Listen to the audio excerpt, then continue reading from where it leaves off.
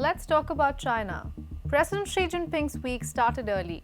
He sat down with top entrepreneurs to show rare support for the private sector. We say rare because Chinese society isn't like in India or the US. Over 60% of China's market capitalization is by firms owned by the government. So why is Xi Jinping suddenly quoting the tech bosses? Is it innovation or compulsion? And if DeepSeek was just the beginning, what's next for China? I'm Ananya Datta for Hindustan Times. Let's get some answers. If I had said 4 years back that the Chinese president is sitting across from Alibaba founder Jack Ma, you wouldn't believe me. In 2021, social media was in a frenzy, looking for Jack Ma, who had quote-unquote disappeared. His story is a perfect lens into how the Chinese government sees the private sector. Jack Ma is this inspiring rags-to-riches figure for everyone in China.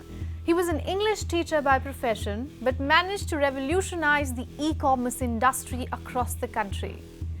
Jack transformed how Chinese consumers shop, ditching the traditional browsing and putting the trust in online shopping.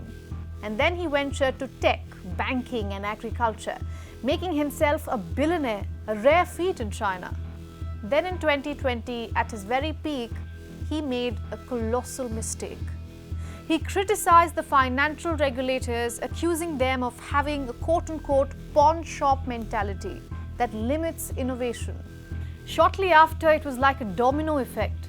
The Chinese government suspended Alibaba's $37 billion IPO, authorities went knocking down private firms, and Jack went into hiding. So Xi's rules were clear. Either work with me or don't work at all.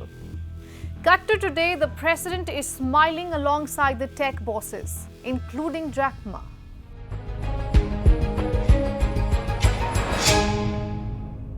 It was a closed-door meeting with the room divided in two, the Chinese government on one side and the tech bosses on the other.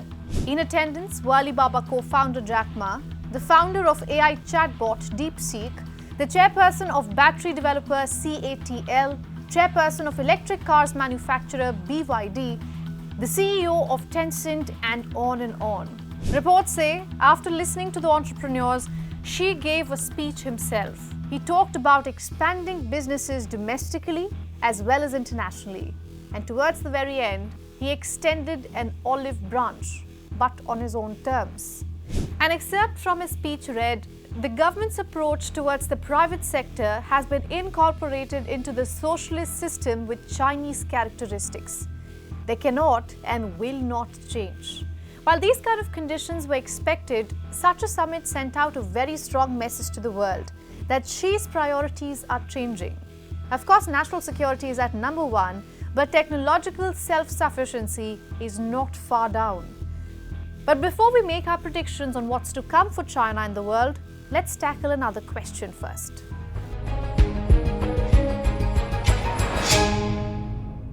Let's come to the why now part. Xi's my way or the highway attitude has lost ground. There are three reasons. One, because of the new man sitting in the White House. Two, China's economy needs a good boost. And three, the success of DeepSeek. It might have proved to the Chinese president that the grass is indeed greener on the other side. Let's take these one by one. With a month into Donald Trump's presidency, he has launched a trade war with China. First, he slapped a 10% tariff on all Chinese imports, then suspended all parcels arriving from mainland China and Hong Kong, imposed a 25% tariff on steel and aluminium, a small percentage of which comes from China, and has threatened reciprocal tariffs. It's an entire recipe for a trade disaster. Then there is a challenge at home, the economy. In the post-COVID era, China has had its share of troubles in kick-starting the economy. Yes, it has met its targets, like the GDP expanded by 5% last year, but demographic shifts, consumer trends, and global trade tensions have kept its growth rate slow. So the earlier factors that were in control of the government aren't working anymore. Hence, Xi needs help. And that brings us to our third reason, DeepSeek. Tech shares have roared in how since this AI chatbot hit the market. The index hit a 3-year high just this week. It's the first time a Chinese-grown AI brand has given a tough competition to its Western counterparts, and at a lesser price. DeepSeek's breakthrough was big enough to make the Chinese government sit down with the tech giants and talk about the future. While all this sounds good to the ears, can China let its private sector thrive is the big question. Let's go back to the summit. It was closed doors, as I told you, and we don't have access to who said what. Earlier on Monday, a 2-paragraph report about the meeting was released to the state media, but then immediately deleted. Then another readout was released that had parts of the president's speech and mentioned the names of some of those present. But one name was missing: Jack Ma. The same figure who was once made an example by the government to play by the rules or cop out. Jack Ma was present at the meeting. At one point, he was even seen shaking hands with the president. So why the censorship? It's clear China has no choice but to support the private sector if it wants to compete with the US. But can innovation thrive amid restrictions? If China allows the private sector to prosper, it will definitely be a new meaning for the country's economy.